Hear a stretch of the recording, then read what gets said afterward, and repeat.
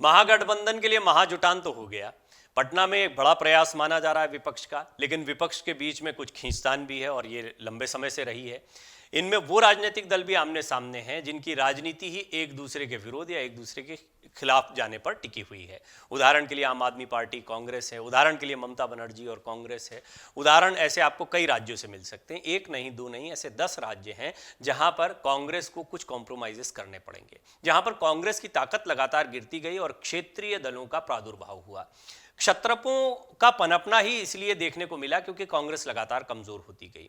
अब क्या ये जो क्षेत्रीय दल उभर कर सामने आए हैं, ये कांग्रेस को मजबूत करने के प्रयास में आगे आ सकते हैं, या फिर कांग्रेस कुछ कॉम्प्रोमाइजेस करेगी और ये मानेगी कि हाँ, इन्होंने स्थानीय स्तर पर जनता को अपने साथ में जोड़ा है, इसलिए इन दलों का सपोर्ट करना चाहिए और खुद को थोड़ा पीछे रखना चाहिए या छोटे दल के तौर पर रखना चाहिए।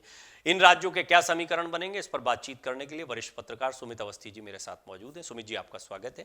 सबसे पहले तो यही बात कि 10 ऐसे राज्य बताए जा रहे हैं। यूं तो तमाम राज्यों में अगर सीधी सीधी लड़ाई के राज्य देखे जाएं तो हम जानते हैं 3 राज्यों में जहां चुनाव होना है वो है, और इसके अलावा कर्नाटक का राज्य है, हिमाचल जैसी जगह है, हरियाणा जैसी जगह, यहाँ भी क्षेत्रीय दलों का जोर चलता है। लेकिन हिमाचल, मध्य प्रदेश, राजस्थान, छत्तीसगढ़, कर्नाटक, ये तो वो जगह हैं जहां पर सीधी सीधी टक्कर है। और गुजरात को भी आप इसमें ले लीजिए, हालांकि आम आदमी पार्टी की एंट्री वहां पर हो चुकी है। पंजाब में एक समय पर ऐसा दौर था, लेकिन अब वहां पर वो स्थिति नहीं दिखाई पड़ती है।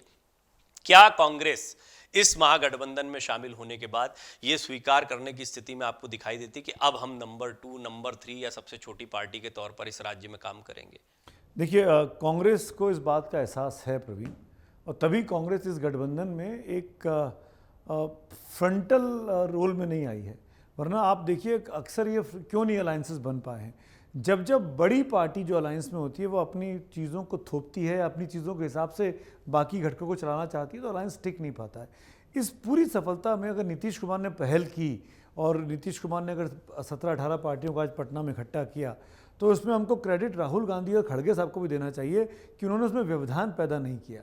जैसे कि आपको याद हो, पहले जयराम रमेश ने कह दिया था 11 जून वाली बैठक के लिए कि हमारे से कोई चला जाएगा। फिर बाकायदा राहुल गांधी विदेश यात्रा पे थे, यूएस में थे, उनका फ़ोन गया नीतीश कुमार के पास और कहा कि भाई मैं आना चाहता हूँ, इस बैठक की डेट क्या मुलतवी हो सकती है। डेट मुलतवी की गई, आगे बढ़ी, आज बैठक 23 जून को हो रही है। और राहुल गांधी क्योंकि उसमें आना चाहते थे, और आपको याद होगा नीतीश कुमार ने ये बयान दिया था कि भाई जब तक इस बैठक में सब बड़े चेहरे एक साथ नहीं बैठेंगे तब तक ये संदेश नहीं जाएगा कि हम सब एक हैं। तो उस बड़े चेहरों को एक साथ बिठाने में आज ये चीज़ें कामयाब हुई और कांग्रेस पार्टी ने ये पहल की। अब कमिंग टू योर क्वेश्चन कि भाई क्या Congress party second fiddle, third fiddle का रोल निभाने को तैयार है बड़े राज्यों में? तो कांग्रेस जानती है कि वो यूपी में चौथे नंबर की पार्टी है। कांग्रेस जानती है कि वो बिहार में भी तीसरे, चौथे, पांचवें नंबर की पार्टी है। कांग्रेस पार्टी जानती है कि महाराष्ट्र में उसकी स्थिति उतनी मजबूत नहीं है। अगर वो अकेले, अगर जब भी लड़ी एनसीपी के साथ लड़ी, इसलिए वो मजबूत रहे। सिमिलरली ऐसे कई तमिलनाडु में वो सेकेंडरी रोल में रही है डीएमके के सामने। कभी ऐसा नहीं रहा कि डीएमके कम सीट पे लड़ी और कांग्रेस ज़्यादा पे लड़ी। तो ये 4-5 राज्य ऐसे हैं जहां पर कांग्रेस पार्टी वाकई में, उड़ीसा भी उनमें से एक पार्टी, हालांकि उड़ीसा में नवीन पटनायक की पार्टी और बीजेपी और कांग्रेस के बीच मुकाबला होता है, पर उड़ीसा का जो कांग्रेस का संगठन है वो भी वहाँ पे 21-22 सीटें हैं, बहुत मजबूत दिखाई नहीं दिया है। तो ये ऐसे राज्य हैं जहाँ पे कांग्रेस पार्टी अगर अलायंस में जाती है और अगर उनको सेकेंड रोल मिलता है या सेकेंड लार्जेस्ट पार्टी या थर्ड लार्जेस्ट पार्टी अलायंस में होते हैं, तो मुझे नहीं लगता कि कांग्रेस को ज़्यादा आपत्ति। आप बात कर रहे थे, कई कमेंट आ रहे थे, उसमें एक कमेंट मुझे याद आ गया। आपने बहुत ही दिलचस्प राज्यों का जिक्र किया, लेकिन यहाँ स्थिति स्पष्ट है। 2 ऐसे राज्य हैं जो बड़े उलझे हुए राज्य हैं, वो है पंजाब और दिल्ली। क्योंकि यहाँ पर अचानक से आम आदमी पार्टी ताकतवर बनी, कांग्रेस पूरी तरह से शस्त्र डालने की स्थिति में नहीं है कि वो दिल्ली की राजनीति और पंजाब की राजनीति में मान ले कि हम आम आदमी पार्टी से पीछे हो गए हैं या उससे नीचे हो गए। यहाँ का क्या होगा? देखिए, पंजाब, क्योंकि ये जो फॉर्मूला निकल रहा है ये 19 के परिणामों के हिसाब से निकल रहा है। 19 में आम आदमी पार्टी पंजाब में उतनी मजबूत नहीं थी लोकसभा में, उसके 4 लोग जीत के आए थे। लेकिन बाकी सीटें कांग्रेस के पास भी आई थी। तो मुझे ऐसा लगता है कि दिल्ली और पंजाब में, इसीलिए अरविंद केजरीवाल इतने हार्ड बार्गेनर हैं, जिससे उन्होंने शर्तें थोप दी कि कांग्रेस ऑर्डिनेंस पे अपना सीन क्लियर करे। अगर कांग्रेस सीन क्लियर नहीं करती है तो ये 20 सीटें ऐसी हैं, 13 पंजाब की और 7 दिल्ली की, जहाँ पे चीज़ें फंस सकती हैं।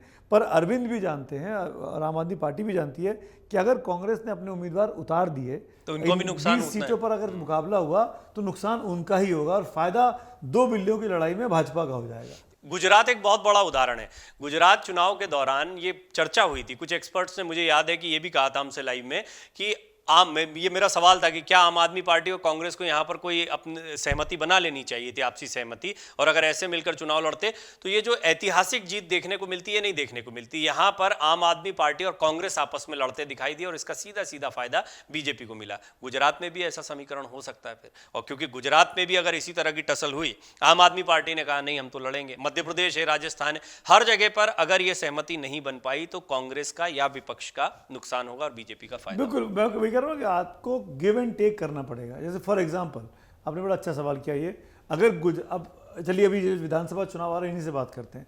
हाइपोथेटिकल सिचुएशन, अगर राजस्थान में 200 विधानसभा सीटें हैं और आम आदमी पार्टी कहती है कि हम भी 50, 60, 70 सीटों पर अपने कैंडिडेट उतारेंगे, कांग्रेस पार्टी उसको बनाएगी, समझाएगी, बिठाएगी, तो उसके एवज में ये कहेगी ना कि दिल्ली की तुम दो लोकसभा सीटें रख लो, अब हमारे इससे कि हम नहीं लड़ेंगे या हम वीक कैंडिडेट दे देंगे पर यहाँ पे मत लड़ो।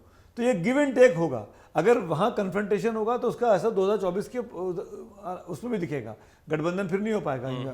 तो अगर आम आदमी पार्टी मध्य प्रदेश में, राजस्थान में अपने कैंडिडेट उतारती है या उतारने की कोशिश करती है तो कांग्रेस कहीं और से कंपनसेट करने की कोशिश करेगी, अगर गठबंधन को बना के रखना है तो। नहीं बनाना है, तोड़ना है, तो तोड़ने के तो 50 वजह हैं, तुरंत टूट सकता है कि भाई आज ही उड़ के कह दो कि आप गलत शर्ट पहन के आए हैं, आपका रंग मुझे पसंद नहीं है, मैं गठबंधन नहीं करूंगा और मैं इससे अलग हो जाता हूं। तो तोड़ने तो तुरंत हो जाता है। बात होती है जब आप जोड़ने जाते हो ना, तो आपको अपने ईगो को पीछे छोड़ना पड़ता है, अपने अहम को छोड़ना पड़ता है। क्या उसके लिए आम आदमी पार्टी भाई इस बार मैं बिहार, इस बार मैं राजस्थान में और मध्य प्रदेश में चुनाव नहीं लड़ूंगा, या गुजरात की सभी सीटों पर मैं अपने कैंडिडेट नहीं दूंगा, उसके बदले में कांग्रेस ये कहती है कि ठीक है दिल्ली की 7 सीटें आप लड़ो, पंजाब में हमको 5 सीटें दे दो, पंजाब में आप 13-8 लड़ो, 5 हमको हमारे लिए छोड़ दो। ये ऐसे ही होंगे, यहाँ का हिस्सा वहाँ मांगेंगे, वहाँ का हिस्सा यहाँ मांगेंगे, ये तभी हो पाएगा। विधानसभा चुनाव और लोकसभा चुनाव का मिजाज अलग होता है। ये आपने पिछले चुनाव में भी देखा था कि राजस्थान, मध्य प्रदेश, छत्तीसगढ़, कर्नाटक, इन जगहों पर बीजेपी जीत नहीं पाई थी, लेकिन जब लोकसभा चुनाव हुआ क्लीन स्वीप, जबरदस्त जीत, बम्पर जीत मिली थी बीजेपी को निश्चित तौर पर। और आम आदमी पार्टी भी इस बात को जानती है कि विधानसभा चुनाव में वो जो प्रदर्शन करते हैं वो दिल्ली में नहीं कर पाए, और दिल्ली में अगर उनको प्रदर्शन, अपने सांसदों की संख्या अगर बढ़ानी है संसद में, तो इसके लिए आम आदमी पार्टी और कांग्रेस को साथ में आना पड़ेगा। तो आपको लगता है कि लोकसभा को लेकर बिल्कुल सोच अलग होगी विधानसभा चुनाव से? हाँ बिल्कुल होगी। लोकसभा के हिसाब से आदमी जो वोटर होता है वो देश के प्रधानमंत्री का चयन कर रहा होता है। अगर आप यही कर्नाटक की बात करें जहाँ पर इतनी बड़ी जीत कांग्रेस पार्टी को मिली है, इसी माहौल में अगर आप कर्नाटक में लोकसभा के चुनाव के लिए पोलिंग करा देते और नरेंद्र मोदी वहाँ कैंपेन कर रहे होते और विपक्ष के पास कोई चेहरा नहीं होता, तो ये नतीजा बीजेपी के फेवर में जाता, कांग्रेस के फेवर में नहीं जाता, क्योंकि बीजेपी का स्ट्रांग लीडरशिप है वहाँ पर। और प्लस कर्नाटक में, मतलब ऐसा मेरा मानना है कि उनका काडर भी बड़ा स्ट्रांग है, भाजपा का, संघ का, तो उसका फ़ायदा उनको मिलता, क्योंकि वो देश का नेता चुन रहे होते, ना कि बसवराज मुंबई का इलेक्शन था या DK शिव कुमार का था या सिद्धारमैया का था।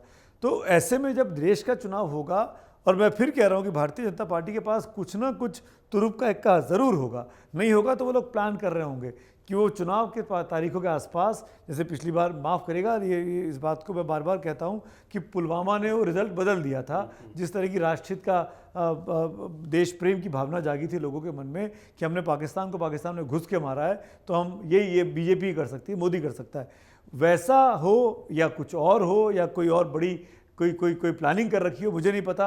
इनफैक्ट मोदी साहब की जो US यात्रा है, जो कि बहुत सफल रही है, जिस तरीके से उनको वेलकम मिला, स्टेट गेस्ट बन के गए, डिनर किया, ये जो तस्वीरें हैं, ये जो भाषण है, ये भी देखिएगा इलेक्शन में भारतीय जनता पार्टी के जो चुनाव स्ट्रेटेजिस्ट हैं जम के इस्तेमाल करने वाले हैं। क्या लगता है आपको, आम आदमी पार्टी और कांग्रेस को मिलकर चुनाव लड़ना चाहिए इन राज्यों में, और यदि ऐसा होता है तो क्या वो बीजेपी को कड़ी टक्कर दे पाएंगे? क्या इन दोनों के बीच में कोई कॉम्बिनेशन बन सकता है? इस पर अपनी टिप्पणी जरूर रखें।